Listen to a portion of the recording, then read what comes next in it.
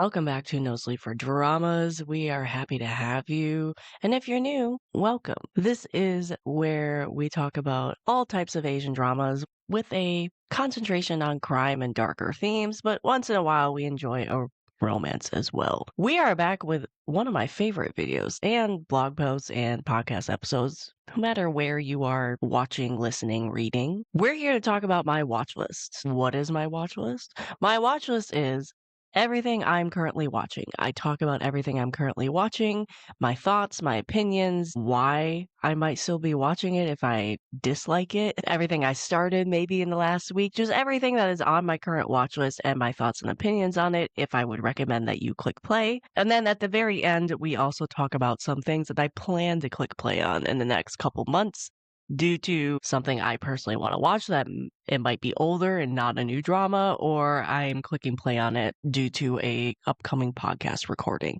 something like that. So sit back, grab some coffee, and let's talk about all the Asian dramas I'm currently watching. Now, we are in June. We are halfway through the year. I am still currently watching some dramas that I click play on in January. I know, it is bad. Life happened. Things have happened in the first 6 months, and I'm still going to be busy in the next 2 months. Hopefully, after July, it will kind of calm down a little bit until the holidays.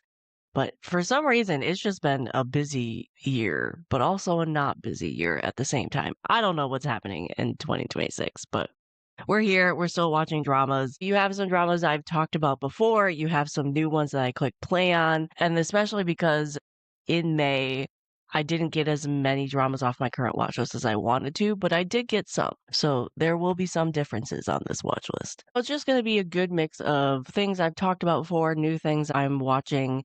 We'll get into it. We'll get into it. In this format, we talk about K dramas first and then C dramas. Then it's usually J dramas, Taiwanese dramas, and Thai dramas at the end. And then anything else I might be watching, like your sporadic American show, will be at the last part of the list. And then at the very end, as I said, I'm going to talk about things that I plan on starting that are older or are relevant to a podcast recording. So that's what we're going to talk about today, my current watch list. Let's get right into it. These are all the Korean dramas I am currently watching. Now, I will warn you, in my current watch list, some of the dramas that I may have started in April, I have not made progress on because I was working on other dramas and getting them off my watch list, like Blossom, for example, that had been on my watch list since January.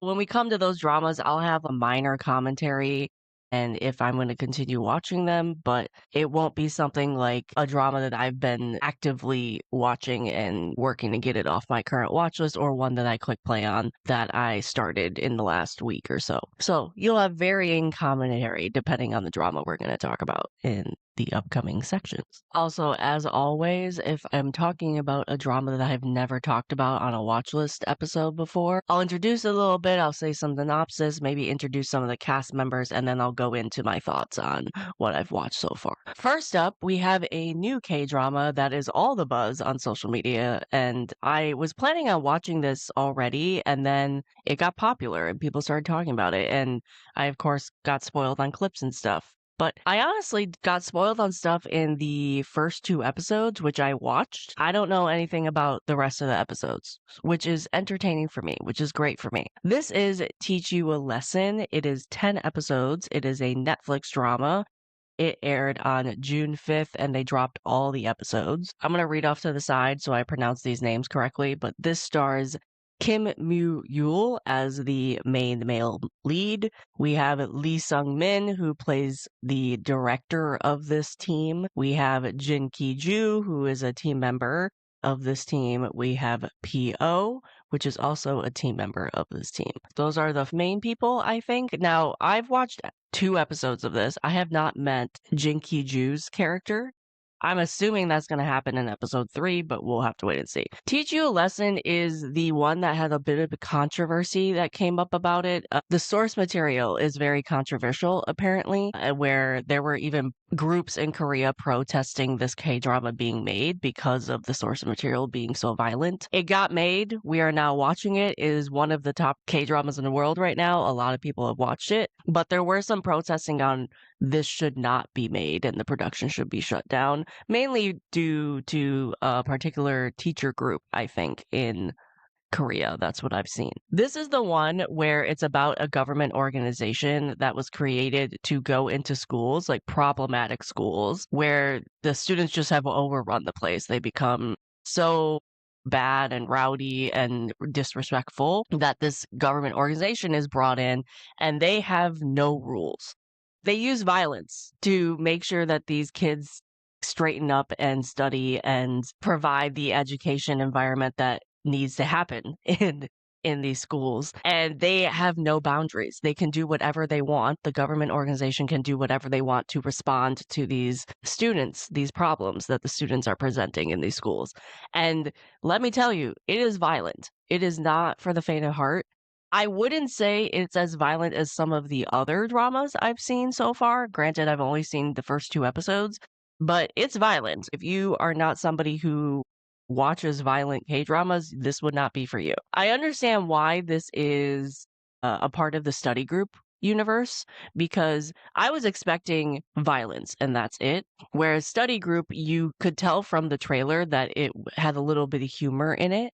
And it was a little more light compared to Weak Hero, for example. This definitely has a darker tone when it comes to the male lead and why he is in this organization, his motive for doing this job, which I'm not going to spoil. But there's still humor. I was laughing so hard in episode 2 on some of the scenes. There are still humor. So you can see some parallels in terms of how the humor is in this drama with study groups. If you are a fan of study group, I would highly recommend this one. The violence is bad. I have not seen Weak Hero, and I've heard Weak Hero is pretty bad.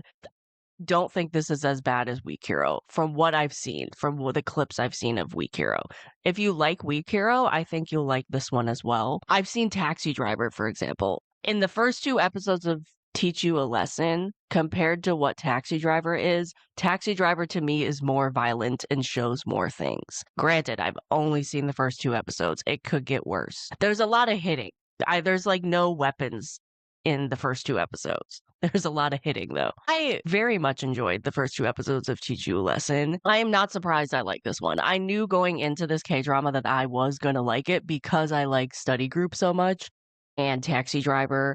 I really want to watch Weak Hero. I have not watched Weak Hero, but the genre of this told me I was going to like it, and it did not disappoint. It was a lot of fun, which is, I know, a weird thing to say when it comes to what this drama is. It's a lot of violence. It was a lot of fun to watch. I mean, it is very satisfying when you have these horrible kids, and I think in future episodes there's going to be teachers involved as well, who just bully and run amok in these schools, and then you have this organization come in and straighten them up by violence. It is very satisfying. You get a very satisfying ending for people you dislike when you're watching this. For now, the first 2 episodes, it's like they go to one school for one episode, they resolve the problem, they leave, they go to the second school.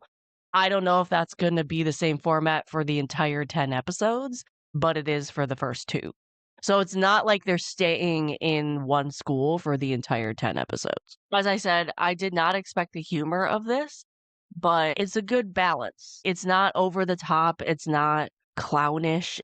If it was slapstick humor, I would not like it. And they kind of use the violence in terms of humor sometimes, but overall, it's more of witty dialogue. That is the kind of humor I like in a drama. Also, the acting so far is really nice. P.O. as a bumbling student who's a nerd when he goes undercover, great. He fits the bill very well. And then, of course, the male lead, who is just in the school as a teacher, hitting and smacking people left and right. He's great so far. I like him because he is confident, but also he has these scenes where he's talking to a bullied student or comforting a student after they're dealing with grief, for example. The messaging in this K-drama has some great messaging about education and grief, and they have this whole mini dialogue done by the male lead at the end of every episode. It's like Taxi Driver, where Taxi Driver had those messages at the end of the episodes or would pull straight from news headlines. I'm getting that same vibe when it comes to Teach You a Lesson, which I liked a lot. You could tell that the male lead is more than just someone who goes into a school and beats people up. He has another side to him where he actually cares about the people that he is trying to either save or stop the bullying so they stop being bullied or stop a suicide attempt, that type of thing. Trigger warning a lot, though, for this drama. You do have suicide, you do have violence, you obviously have swearing. There's been no essay or anything yet, but that might come up. I would say there is a trigger warning on this. It does not shy away from any of the triggering subjects, but I could see why Teach You a Lesson has blown up like it has, because it is very entertaining and satisfying at the same time. So if you are somebody like me who likes Study Group, Weak Hero, Taxi Driver, I would say give this a shot. I think you'd be surprised on how much you do enjoy it, and this is a good binge. I honestly probably would have binged this if I wasn't busy and could sit in my couch for 10 hours and binge it. It's very bingeable. I'll probably get this done by the end of the month. All right, the next two K-dramas I have not made much progress on, but I'm still going to talk about them. We had The Judge Returns. I started this back in April, and I still have only watched the first episode. It's not like I disliked the first episode. I liked the first episode a lot. I just was trying to get other dramas off my watch list, so I have not watched more of The Judge Returns. I'm definitely going to watch this one, though. I loved the first episode. I'm really curious how it's going to go. Also, Ji-sung has another drama coming out in July, which I am excited about. It's called The Apartment Job. I think he's like a gangster who goes into an apartment building for one motive, but then he ends up uncovering corruption and decides to chase the corruption at the same time. I've only seen one teaser, so I'm not really sure what it's about, but it's called The Apartment Job. It's coming out in July. I'm actually very excited for that as well. Maybe I'll be watching 2 Ji-sun dramas. So that's The Judge Returns. I have not made more progress on it, but I do plan on going back and watching more. I'm also slowly watching Taxi Driver Season 3. I've only been able to watch a couple more episodes, not because the violence is too much for me. I just have had other things I want to watch. Basically, it's taking a backseat when I was trying to get other dramas off my watch list. We'll see if I can finish this by the end of the month or not. Maybe it will roll into July.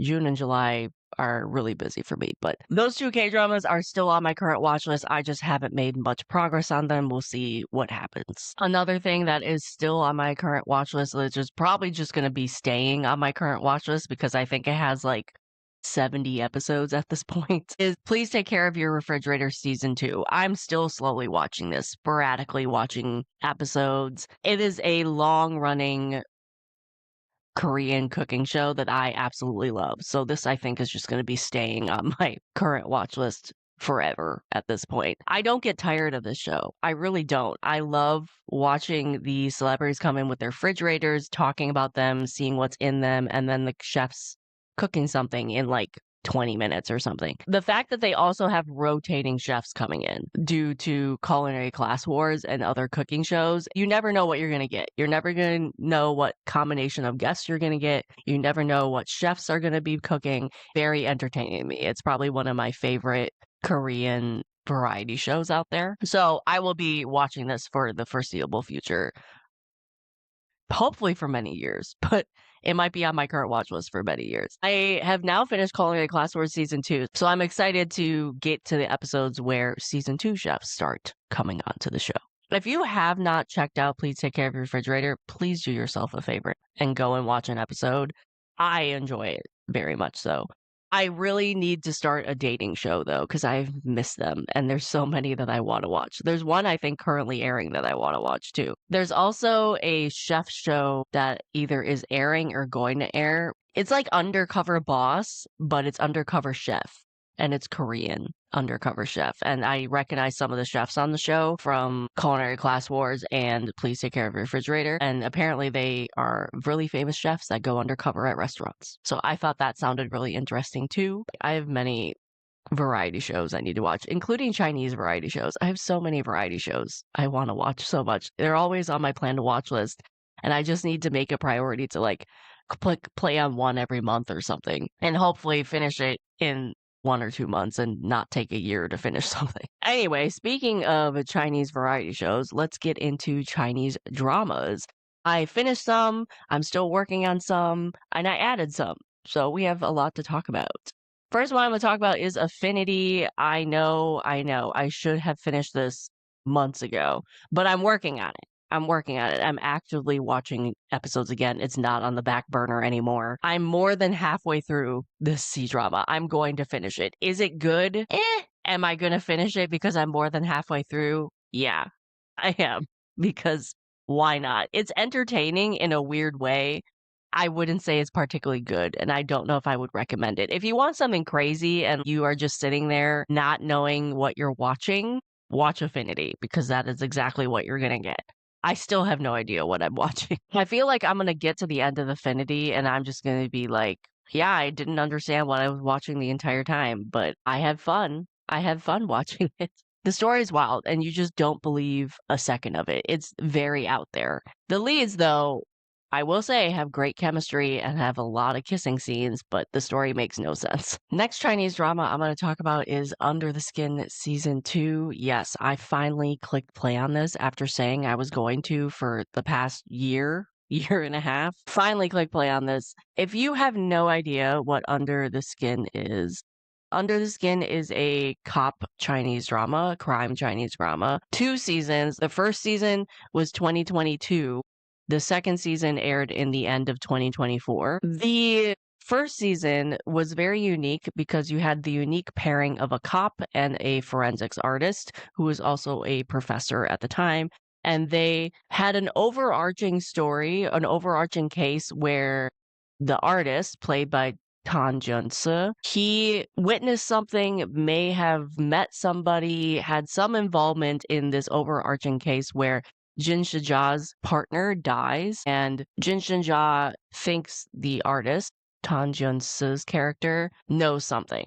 Maybe did it, maybe witnessed something, whatever. So they started partnering up and did not like each other because Jin Shija did not trust Tan Jun-se. Tanjisa didn't like that Jin Shija was very aggressive towards him. Eventually, they came to an understanding. They started investigating cases, mainly having something to do with art, which I thought was very interesting because you have this forensic artist whose background is art. So he came into these investigations with a unique understanding. And then they also wrote season 1 to highlight a painting that Tan Jun-se's character was talking about in his college classes. It was a very unique setup, very unique writing. I liked season 1 a lot. I think I rated it a 9 out of 10. And then they announced they were doing a season 2. Season 1 did well in China. It had a lot of fans and it was well received. So they did a season 2. Aired in 2024. Again, you bring in Tan Jun-se and Jin Shija. I know I'm pronouncing that name wrong. Jin Shija, he is the cop, and then Tan Jun-se, he's the artist. They team up again. I don't know because I've only watched episode 1. I don't know if there's going to be an overarching case in this one. They kind of had some things from season 1 that could roll over into season 2. So we'll have to wait and see what happens with that story. The first case that we encountered in episode 1 is a great opener for the season, in my opinion. You have some creepy moments in episode 1. You have a case that kind of pulls you in, that's kind of weird. It's creepy. You have a culprit that may or may not be real, that type of thing. I'm trying not to spoil anything. It hooks you in episode 1 for sure. I will say, for episode 1 of Under the Skin season 2, we didn't get a lot of interaction between the 2 male leads, Tan Jun-se and Jin Shija. We got some, but I wanted more. It is only episode 1, though, and they kind of were splitting duties when it was investigating this case, so I'm sure we're going to get more interaction, obviously. This show has a great bromance between the 2 leads. This is one of the highlights of the drama, in my opinion, so I just hope they build on that bromance.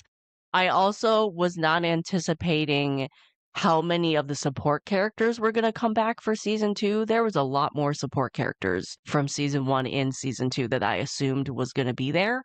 So that was actually really nice to see as they popped up in episode 1. I'm excited to be watching season 2 finally. I'm excited to be back with this bromance duo we have. I'm excited to see what unfolds in season 2. Is there going to be a season 3? I don't know. Who knows how it's going to end and if there's going to be season 3. We'll have to wait and see how this one ends. I feel bad that it's taken me this long. I didn't realize this was the end of 2024 drama. I thought it was an early 2025 drama, but here we are, a year and a half later. Anyway, if you have not watched Under the Skin, I highly recommend this crime drama. 2 seasons, very short. They're all under 30 episodes. Highly recommend. This is one of the best crime, like bromance crime C-dramas I've watched from China. The next 3 C-dramas I have talked about before extensively on my watch list. Some I've made more progress, some have been on the back burner, so we're gonna go through these pretty quickly, in my opinion. The Vendetta of An. Yes, I am still watching this. Kind of got put on the back burner because I was trying to get other things watched and off my current watch list or watched for podcast episodes. But I have made progress on this. I've watched more episodes. I just need to get my butt moving and actually finish it. I'm still enjoying it. Chang Yi, as I've said many times, this type of role was made for him, and I love when he does these roles. So I'm not going to drop this by any means, but I just need to actually watch it and make it a priority and finish it. Hopefully I can do that by the end of June. That's the plan. Chang Yi just plays revenge roles so well. His facial expressions in these roles are top tier, in my opinion. This drama, I will say, is definitely one of those dramas you have to pay attention to, though. There's a lot of moving parts, a lot of characters. You will need to pay attention to it to keep track of everything, in my opinion. It's not as big as some of the other Palace historical C-dramas I've seen, but it's still one to pay attention to. It's not a background watch, in my opinion. But I hope to get this one finished by the end of June. I hope it will be on my wrap-up list. If not, very, very early July. Because the end of June and the end of July are very busy for me. So I'm hoping I can still watch some things, but July is going to be very busy, in my opinion. The Guilty is still on my current watch list. I don't know why it's still on my current watch list. It's only 12 episodes, maybe 14 episodes. It's just been on the back burner. That's all I have to say. I've been watching other things, but I like what I've watched so far, so I'm not dropping it. But I need to get back to it. It's been on the back burner. I still have no idea what's happening. I still can't predict anything, which I like, which is why I'm not dropping it. The acting is still fantastic. I still have so many questions that I want answered, but I need to finish it at this point. The trio is still the highlight of this. I'm repeating myself at this point because I've said this all before. It's been on my current watch list for far too long, but I'm still watching The Guilty. And then lastly, I know this will be surprising to a lot of people. I'm still watching Pursuit of Jade. Again, it kind of took a backseat. I wanted to watch Blossom and get that off my current watch list. I need to get back to this one. As I said before, because it was all over my timeline and all over my feed and everybody was watching it and I basically got spoiled and everything, I kind of put it on the back burner because I wanted to forget some of the things I saw, which now my feed is not as covered as it was a couple months ago. So I think I can safely watch this again without remembering every single detail that I've seen on social media. But when I see it, I'll be like, oh yeah, I've already seen this part. I know you guys are jealous that I still have not finished this and get to experience this for the first time, even though I watched it all on social media. But yeah, that's pretty much the 2 reasons why I haven't finished Pursuit of Jade. 1, I put on the back burner because I watched it on social media with everybody else. And 2, I was getting other dramas off my current watch list. I have been watching an episode here and there. I'm not on episode 1 like other dramas, but I should be much farther in this drama than I am. And I know I've said I was going to have Pursuit of Jade off my current watch list by now. Again, other things came up and I was watching other things and life happened. I'm still watching it. I'm still enjoying it. Definitely can see why this is probably one of the hits of the year. It's going to be on a lot of people's end of the year list for sure. Last but certainly not least, we're going to get into Thai dramas. And I said dramas because I'm watching 2 Thai dramas now. First one I'll talk about is Girl from Nowhere Season 1. I'm still watching this. I have not finished it yet. These are one of the ones in April that I started and then it kind of took a back seat as some of the other dramas I've talked about. Still enjoy it. It actually is funny because as I was watching Teach You a Lesson, I was like, oh, I can see parallels between Girl from Nowhere and Teach You a Lesson, especially with the whole character comes into school and punishes people type scenario. Except Girl from Nowhere has a more creepy vibe to it than Teach You a Lesson, in my opinion, because you don't quite know what the main character is. Is she even alive? Do we know this? I don't know. I have a theory on what she is, but I'm not going to say it because I think it might be a spoiler if I'm correct. But you get the impression she's not human. That's all I'm going to say. I found it funny that as I was watching the first 2 episodes of Teach You a Lesson, I'm like, oh, this has some parallels to Girl from Nowhere. I find that interesting. So Girl from Nowhere, still enjoying it, still very creepy. I can see why a lot of people like this drama. We'll see if I make more progress on it. The next one I'm going to talk about is the last drama on my current watch list. This is a Thai drama called Petrichor. Hopefully I'm pronouncing that right. This is a 2024 GL, yes, girls love drama. 10 episodes. You can watch it on iQIYI. Now, I will say I have not watched many BLs. This is my first GL. I've been wanting to watch this for like a year. Finally clicked play on it because I just felt like it. The reason why I wanted to click play on this for so long is one of my favorite BLs that I've watched is Manner of Death, and that is about a forensics examiner and a cop teaming up and investigating a crime and then having a relationship as well. This is pretty much the same setup, except it's women and not men having a relationship. We have, and I apologize if I butcher these Thai names. I'm horrible with Thai names, but the 2 leads we have, well, her nickname is Mook, Mook, Her nickname is Mook. And then we have the female lead. Her first name is Charlotte. So we have Charlotte Austin and we have Mook. Those are the 2 leads. Charlotte is the forensics examiner. Mook is the cop. And Mook plays this rookie officer that comes into this investigation department, and she meets Charlotte's character, the forensics examiner. Forensics examiner does not like her at first, but of course, they start investigating cases, they get to know each other, they probably save each other. I watched the first episode and they come to an understanding and start a relationship. I figured because it was June, it was Pride. I always try to watch at least one BL or one GL in this case in June. The goal is to watch more than one gay story in June, but usually I get at least one, if not more, which I'll talk about a little later. But I figured why not go with a GL this time because I've never watched a GL. That's the main reason why I clicked play on this, because it was June and I was like, I haven't watched any type of gay drama in a while. Let's click on a GL. And after watching the first episode, I can definitely guarantee this gives me Manner of Death vibes. I clicked to play on it because I like Manner of Death and I like that setup, but this even gives me Manner of Death vibes. So I enjoyed the first episode for sure. The main 2 leads have great chemistry.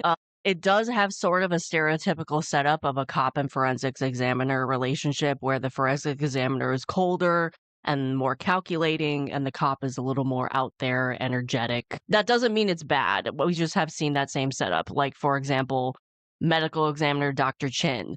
Same concept. The medical examiner, Dr. Chin, he's very cold, very reserved, doesn't say much. And then we have the cop who's kind of outgoing, very loud. Kind of the same setup here. I'm just saying, I'm not surprised that these are the personalities of the leads, at least in episode 1, because we've seen it before. I'm excited to watch this, though, especially because I've been wanting to watch it for a while compared to Manner of Death, and I like A Manner of Death a lot.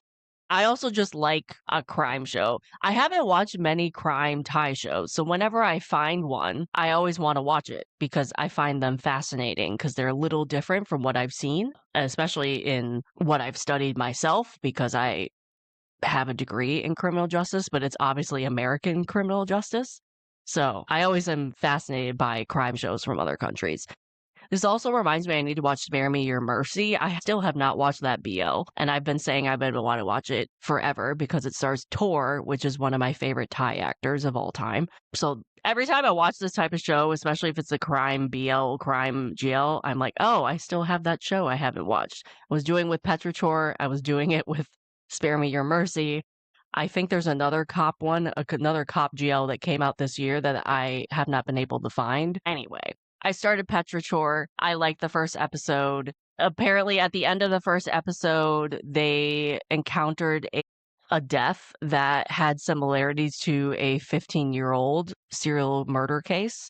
So I'm assuming that's going to be the overarching case that's going to go over the 10 episodes. We'll see what happens. I can already see there's going to be a second couple as well. If it's the people I think who are going to couple up, I think that's going to be a really cute couple because the cop that is going to be in the second couple, she was very nervous about her first date. And I laughed at that a lot. So that's Petrichor. You can tell I enjoyed that a lot, and that is the end of what I'm currently watching. Lastly, let's get into some dramas I plan to add to my current watch list in the next 2 months or so. We have The Lie We Lived In. This is a currently airing BLK drama. The only reason I have not clicked play on this is because it's only 8 episodes and it's currently airing. And I think it has 4, maybe 6 episodes out, and I'm just waiting for it to end because it's only 20-25-minute long episodes. And when I know that there's going to be a K-drama like that, I'm like, I might as well wait until it's done because it's an easily bingeable K-drama. Please tell me why all of the K-drama BLs are so short. I want them to be longer. Anyway, this has an interesting setup. I haven't heard a lot of people talk about it. Lie We Lived In is about a contract killer who ends up living with his target, which I found very interesting. Obviously, he starts living with his target and then they obviously start having a relationship. But the whole setup of a contract killer apparently accidentally starting to live with their target, I find that I had to click play on that. I had to add that to the list. Next up, another drama I plan on clicking play on is Agent Kim Reactivated if it comes to a platform. I think it's coming to Netflix, honestly. I think that's what I saw. I hope so. I just want to see Soji Sub playing a spy again. He does these roles so well, and I'm really looking forward to this. So I do plan to click play on that.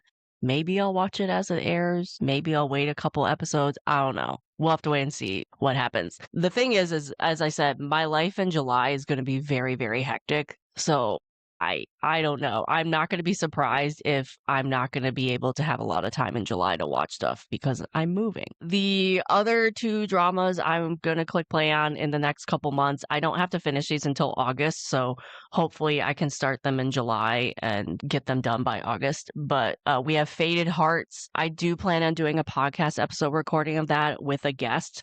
I've been wanting to watch this C-drama for a long time, and I just have never gotten around to it. And I'm like, I'm going to have to put a podcast episode on this if I'm ever going to watch it. So that's what I did. I'm going to click play on that. I'm going to watch that. You're going to have an episode review of that in the next couple months. And then Why I Dress Up for Love, I'm also going to be doing a review on that as well. That's a Jade drama that I have been wanting to watch for a while. I will also have a guest for that, and that will be coming out in the fall at some point. The last one, Flex X Cop Season 2 airs in July. I have so many dramas in July I want to watch. I have not seen Season 1, and I really want to watch Season 2. So figured, why not watch Season 1? So that's another one hopefully I can add to my watch list. Again, I'm saying all these hopefully because some I absolutely need to watch, like the 2 that I'm doing podcast recordings for. The others, it's a nice to have. But again, I'm going to be so busy in the next month and a half, and my life is going to be uprooted. It's like a wait and see type situation. I'm not going anywhere, by the way. It's not like I'm taking a break, but you might have a couple weeks where you're not going to get an episode due to me packing up my life and moving. I'm not moving like across the country or something, but it still takes a long time to move and logistics to set up and move and everything. So you'll get some messages eventually saying like, hey, you might not get an episode this week because I will be moving where I'm recording and things. It takes a little bit to move and takes a little bit to set up again. But that is my current watch list. That is what I'm currently watching in the month of June. Hopefully I can get some of these off my current watch list, especially some of the ones that I've been watching since January, but we'll see what happens. We'll see what happens. Thank you for listening or watching another watch list episode. Let me know in the comments what you are currently watching. Are you watching anything that I'm currently watching?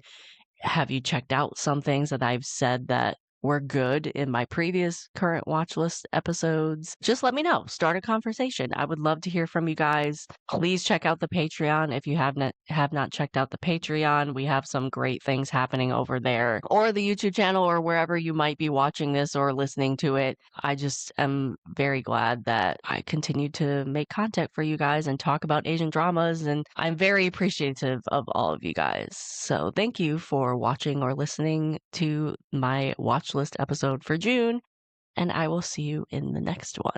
Bye.